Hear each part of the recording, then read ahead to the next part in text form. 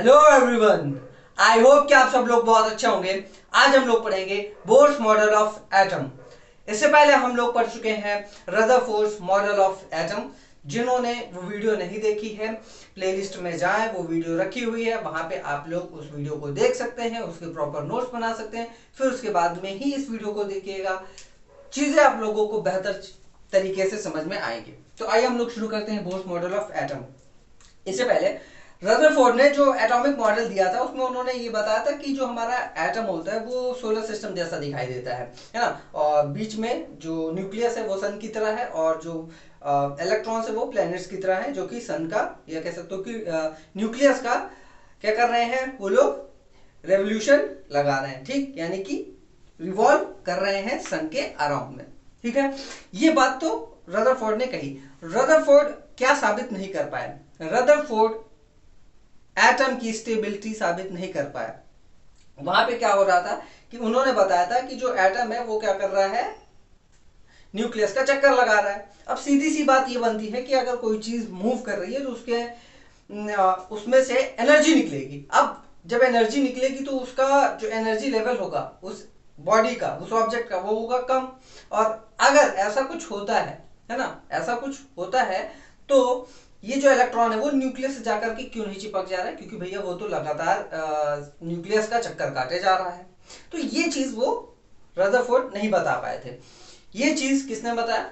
Niels Bohr ने बताया अपने एटॉमिक मॉडल में। तो उनका जो एटॉमिक मॉडल है वो कैसा है, आइए हम लोग देखते हैं। सेम उसी तरह है जिस तरह रदरफोर्ड ने दिया था। ये हमारा न्यूक्लियस है, ये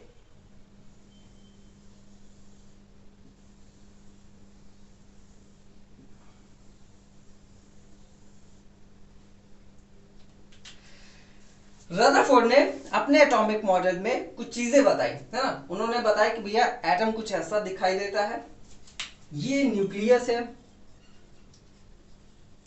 ये क्या है, ऑर्बिट्स हैं। उन्होंने ये सारी चीजें बताई कि ऑर्बिट्स है ये, और इन्हीं ऑर्बिट्स को हम लोग क्या बोलते हैं, शेल भी बोल सकते हैं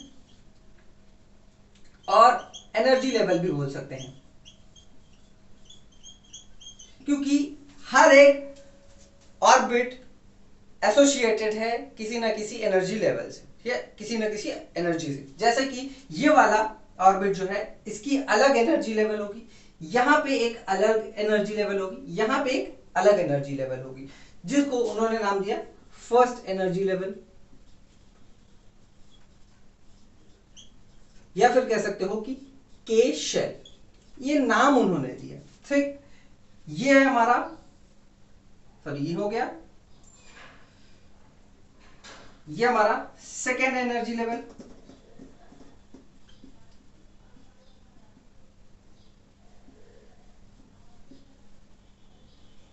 और एल शेल। ठीक, ये हमारा एम शेल और थर्ड एनर्जी लेवल, और ये हमारा एन शेल और फोर्थ एनर्जी लेवल। इस तरह ये आगे बढ़ता जाएगा। जैसे जैसे भाई और भी ऑर्बिट्स आएंगे तो और भी उनका नामकरण ऐसे ही होता जाएगा। एन के बाद O P Q R S, जितना भी जाएगा, जितना भी बड़ा होता जाएगा वैसे वैसे उसका नाम भी बड़ा होता जाएगा। बस यहाँ पे चीजें देखने वाली ये है कि इसकी एनर्जी लेवल पहली है, तो ये दूसरी है, ये तीसरी है और ये चौथी है। और इन सब में एनर्जी का डिफरेंस है। यहाँ पे एनर्जी सबसे कम, यहाँ पे ज्यादा, यहाँ पे उससे ज्यादा, यहाँ पे उससे ज्यादा। एनर्जी लेवल्स, लेवल यानी कि यहाँ पे एक एनर्जी होगी।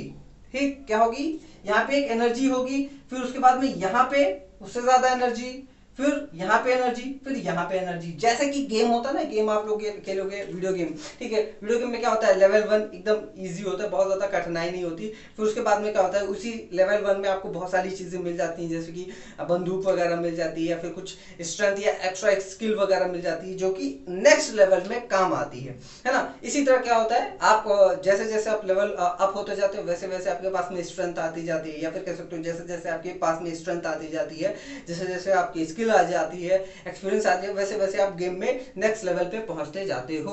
उसी तरह यहाँ पे भी वही चीज है, यहाँ पे भी वही चीज है। अब देखो, बताने वाली बात, जो मेन बात नील्स बोर ने बताई कि रदरफोर्ड ये नहीं बता पाए थे कि जो इलेक्ट्रॉन है वो अगर वो क्या है, अगर मूव कर रहा है तो एनर्जी लूज करेगा, लेकिन यहाँ पे ऐसा नहीं हो रहा है कि वो एनर्जी लूज क्यों नहीं कर रहा है ना, वो तो मूव किए जा रहा है किए जा रहा है, वो एनर्जी लूज क्यों नहीं कर रहा है। तब बोर्स नील्स बोर ने ये बताया कि जो इलेक्ट्रॉन होता है अगर वो किसी एक ऑर्बिट में रिवॉल्व कर रहा है, घूम रहा है ऐसे ही, ठीक, ये घूमेगा ऐसे, मान लेते हैं ऐसे जा रहा है, ठीक, तो क्या होगा कि ये जो इलेक्ट्रॉन है ना तो एनर्जी गेन करेगा ना ही एनर्जी लूज करेगा, क्योंकि ये एक सर्टेन एनर्जी लेवल पे घूम रहा है।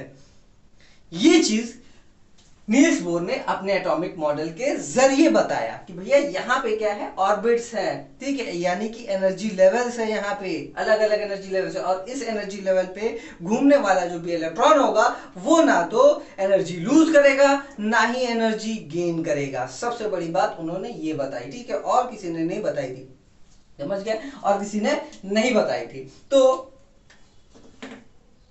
Electron revolving in an orbit does not lose or gain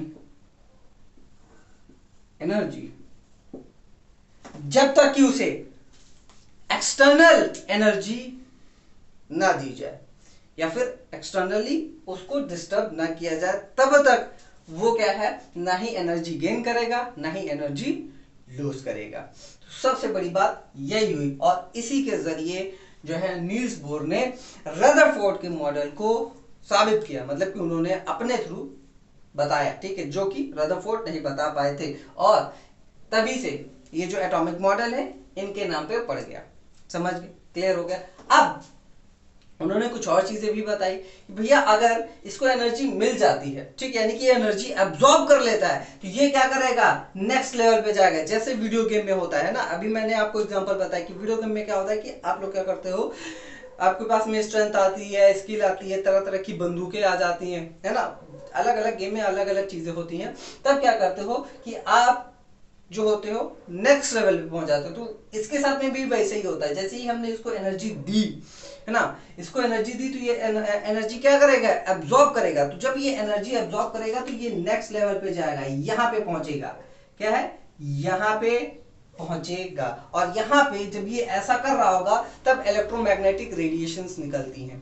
क्या निकलती हैं, इलेक्ट्रोमैग्नेटिक रेडिएशंस निकलती है एनर्जी के फॉर्म में, ठीक है। और अगर जब ये मान लेते हैं कि कोई इलेक्ट्रॉन यहां पे है और इसकी एनर्जी लूज होती है, ठीक है, ये एनर्जी अपना लॉस करता है, तब ये क्या करेगा, अंदर को जाएगा, यहां पे आएगा, ठीक, तब जो एनर्जी एमिट होगी वो क्या होगी, वो भी इलेक्ट्रोमैग्नेटिक रेडिएशन में होगी, लेकिन जो एनर्जी एमिट हो रही है, ठीक है, वो जो एनर्जी होगी वो इसके मल्टीपल में होगी, ठीक है, E equals to H mu, ठीक है, ये म्यू क्या है, हमारा फ्रीक्वेंसी है, इसके मल्टीपल में होगी, ठीक, और ये हमारा प्लैंक्स कांस्टेंट है,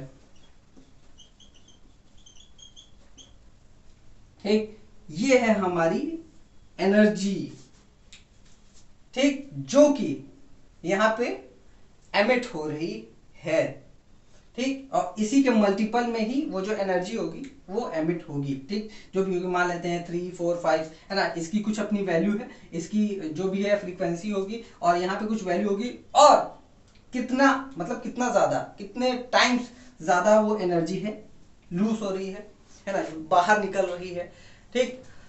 तो ये सारी चीजें किसने बताई, नील्स बोर ने अपने एटॉमिक मॉडल में बताया, ठीक।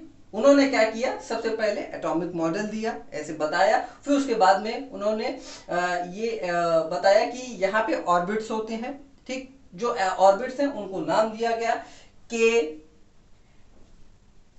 एल एम एन, ठीक, ओ पी ऐसे करते गए, ठीक, मतलब जितना ज्यादा बड़ा एटम उतना ही ज्यादा भाई उसके ऑर्बिट्स होंगे, और उसी प्रकार से उसका नाम फॉर कन्वीनियंस, ठीक है, कन्वीनियंस के लिए आप भी लिख सकते हो, ऐसा नहीं है ए सेल, बी सेल, सी सेल, ठीक है, आप बता देना कि हाँ जो पहला वाला शेल है वो हमने उसको ए शेल से नाम दिया, आप अपने हिसाब से भी रख सकते हो, कोई दिक्कत वाली बात नहीं है, बस आप शो कर देना, बता देना कि हाँ ये पहला शेल है, ये दूसरा शेल है, ये तीसरा शेल है, ठीक है, जिसका मैंने नाम ABCD रखा है। लेकिन जनरली हम लोग यही लेते हैं KLMN, ठीक है। ये सभी के लिए मतलब कि सेम है, तो आप कर सकते हो। अगर हट के आप करना चाहते हो तो कोई दिक्कत वाली बात नहीं, बस आप लोग शो कर देना, बता देना कि भैया टीचर साहब, टीचर मैम सर, ये जो मैंने शेल का नाम ए लिया है वो कौन सा शेल है, पहला शेल है, ठीक है। तो आप लोगों का आंसर गलत नहीं होगा, कोई भी गलत नहीं करेगा, ठीक है। फिर उसके बाद में उन्होंने बताया कि ये जो इलेक्ट्रॉन है अगर एक एनर्जी लेवल पे घूम रहा होता है, रिवॉल्व कर रहा होता है, तो उसकी एनर्जी ना तो लूज होती है ना तो गेन होती है। हाँ, शर्तें अगर आप उसको बाहर से डिस्टर्ब ना करें। तो अगर एनर्जी देते हैं तो क्या है, वो एनर्जी एब्जॉर्ब करेगा, बाहर निकलेगा, रेडिएशंस निकलेंगे, इलेक्ट्रोमैग्नेटिक रेडिएशन। अब यहाँ से अंदर जब जाएगा तो भी क्या है, यानी कि ये इसकी एनर्जी क्या हो रही है, लॉस हो रही है, ठीक है। तो एनर्जी अगर खत्म हो रही है तो कहाँ जाएगा भाई, अंदर ही तो जाएगा भाई, उसकी एनर्जी कम हो रही है तो पहले लेवल, उसके कंपैरिजन में पहले लेवल पे चला जाएगा, ठीक। यहाँ पे देखो, जैसे कि मान लेते हैं कि अगर ये E1 है, E2 है, E3 है, E4 है, ठीक। तो इसका अगर कंपैरिजन देखें तो E1 is less then E2, यानी कि energy level 1 is less than two energy level 2। यहाँ पे E3, ये E4, यानी कि सबसे ज्यादा एनर्जी लेवल कहाँ पे है, E4 के पास में है, ठीक। और जैसे जैसे आप इलेक्ट्रॉन को एनर्जी देते जाएंगे वो बाहर निकलता जाएगा। एक समय ऐसा आएगा कि अगर आप उसको और एनर्जी देंगे तो वो कुछ ज्यादा ही बाहर चला जाएगा, यानी कि बाहर फ्रीली वो घूमने लगेगा। तो इलेक्ट्रॉन्स क्या है, फ्रीली एटमॉस्फेयर में घूमते भी है। आप लोगों को आगे चीजें सारी आप पढ़ने को मिलेंगे। तो ये था बोर्स मॉडल ऑफ एटम, ठीक। ये तो चीजें थी जो उन्होंने बताई। अब यहाँ पे ड्रॉबैक भी आता है, भैया वो क्या नहीं बता पाए थे, ठीक है। तो वो इसको नोट कर लिया, छाप लिया।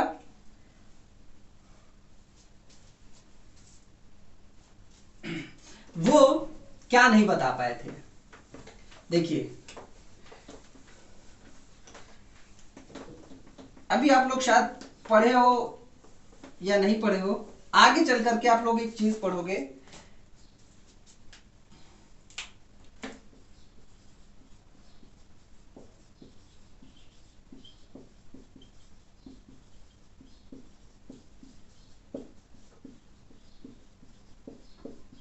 आगे चल करके एक ये प्रिंसिपल पढ़ोगे, हाइजेनबर्ग अनसर्टेनिटी प्रिंसिपल।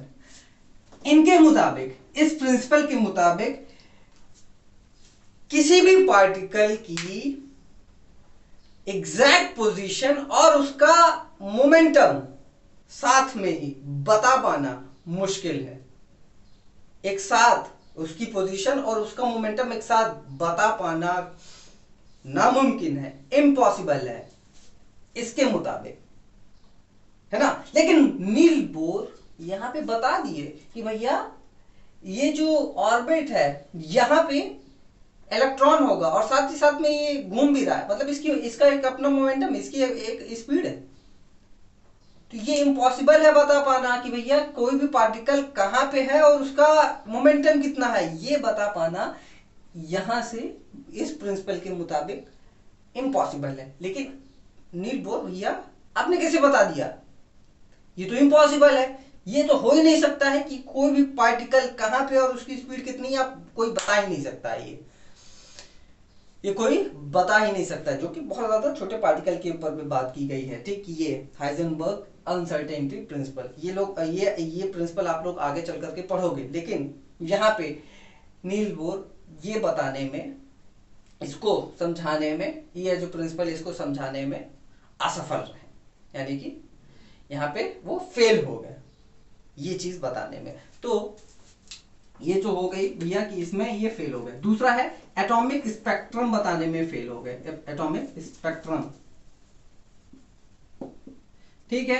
ये भी आप लोग आगे पढ़ोगे कि एटॉमिक स्पेक्ट्रम बताने में ये क्या हो गए थे, फेल हो गए हैं। और यहाँ पे क्या होता है कि जब ये इलेक्ट्रॉन यहाँ से निकलेगा तो हल्का शायद कुछ कलर्स भी निकलते हैं ना, स्पेक्ट्रम आपको देखने को मिलते हैं, तो वो ये चीज बताने में असफल हो गए थे, ठीक है। तो ये था हमारा Niels Bohr model of atom. जब ये फेल हुए तो उसके बाद में क्या आया, मॉडर्न एटॉमिक मॉडल। यहां पे ध्यान दीजिएगा, अभी तक न्यूट्रॉन की खोज नहीं हुई है, न्यूट्रॉन की खोज अब इसके बाद होगी, है ना। जो कि हम लोग नेक्स्ट वीडियो में पढ़ेंगे, और उसके बाद उसके नेक्स्ट में हम लोग मॉडर्न एटॉमिक मॉडल भी पढ़ेंगे। तो चीज़ों को ध्यान से और अच्छे तरीके से देखिए। आने वाली जो कुछ वीडियो है उसको भी प्रॉपर तरीके से देखिए। एक एक करके वीडियोस देखेंगे तभी चीज़ें आप लोगों को बेहतर तरीके से समझ में आएंगी, क्योंकि सारी चीज़ें कनेक्टेड हैं। जैसे कि आप कोई मूवी देखते हो ना बैठ करके, जब अगर आप शुरुआत से देखते हो तभी उसका अंत आपको समझ में आता है कि भैया क्यों हीरो जो है विलन की कुटाई कर रहा है, क्यों कर रहा है, क्या रिलेशन है उसका हीरो विलन से, है ना, क्या रिलेशन है उसका क्या कहते हैं अपनी फैमिली से, और क्या लफड़ा हुआ, है ना। ये सारी चीजें जब तक आप शुरू से नहीं देखते हो तब तक आपको मूवी के एंड तक आपको समझ में नहीं आएगा, ठीक है। जैसे कि मान लेते हैं कि अगर आप क्या किए, कोई मूवी चल रही है, आप बीच में आए या फिर अंत में आए और देख रहे हो कि यार जो है हीरो विलन की कुटाई कर रहा है। अब आप देख रहे हो कि यार हीरो विलन की कुटाई क्यों कर रहा है, क्या मतलब है। और विलन कह रहा है भाई माफ कर दे, माफ कर दे। आजकल की विलन ऐसी हो गई, कह रहे हैं माफ कर दे भाई, माफ कर दे। अब आप कहोगे कि यार हीरो तो बड़ा क्रूर इंसान है ना, वो तो विलन को कूटे जा रहा है। हाँ, अब यहाँ पे आपको पता ही नहीं है भाई बात कि यार विलन ने क्या क्या कांड करके रखा हुआ है कि भैया हीरो जो है उसको कूटे पड़ा है ना। तो ये चीज तो आपको पूरे जब कहानी पढ़ोगे तभी तो सॉरी पूरी मूवी देखोगे तभी तो आपको समझ में आएगी, समझ गया। तो इसी तरह ये भी है, ठीक। आप स्टेप वाइज सारी चीजें पढ़िए और स्टेप वाइज सारी वीडियोस भी देखिए, ठीक। अगर आप बुक से भी पढ़ते हो तो स्टेप वाइज शुरू से पूरा चैप्टर शुरुआत से एक एक पॉइंट पढ़िए, तभी चीजें आप लोगों को बेहतर तरीके से समझ में आएगी, ठीक है। तो आज के लिए बस इतना ही। इस वीडियो को अपने दोस्तों के साथ में भी शेयर करिए। अगर आपका कोई दिक्कत है, कोई क्वेश्चन है, कोई क्वेरी है तो आप कमेंट बॉक्स का यूज कर सकते हैं। साथ ही साथ में टेलीग्राम चैनल की मैंने लिंक डिस्क्रिप्शन बॉक्स में दे रखी है, तो वहां पे भी आप जा करके हमसे क्वेश्चन पूछ सकते हैं पढ़ाई से रिलेटेड। और साथ ही साथ में अगर कोई वीडियो की रिक्वेस्ट होती है तो हम लोग उस पर भी काम करेंगे। साथ ही साथ में मैं वहां पे ही टेलीग्राम चैनल पे ही मैं क्या करता हूँ, नोट्स भी अपलोड करता हूँ, जिसे आप लोग डाउनलोड करके पढ़ भी सकते हैं, अपने नोट्स भी बना सकते हैं। वैसे मैं सजेस्ट यही करूंगा कि जो जो मैं बताता हूँ यहाँ पे आप पॉज करके वीडियो को पॉज करके आप लोग क्या करिए, नोट्स भी बना सकते हैं। आप अपने तरीके से नोट्स बनाओगे तो वो ज्यादा बेटर होगा, ठीक है। वैसे मैं तो प्रोवाइड करा रहा हूँ, लेकिन आप अपने तरीके से बनाएंगे तो वो ज्यादा बेटर होगा। मन लगा करके पढ़िए, वीडियो को लाइक करिए, सब्सक्राइब करिए। हम लोग मिलते हैं नेक्स्ट वीडियो में, तब तक के लिए बाय बाय, टेक केयर।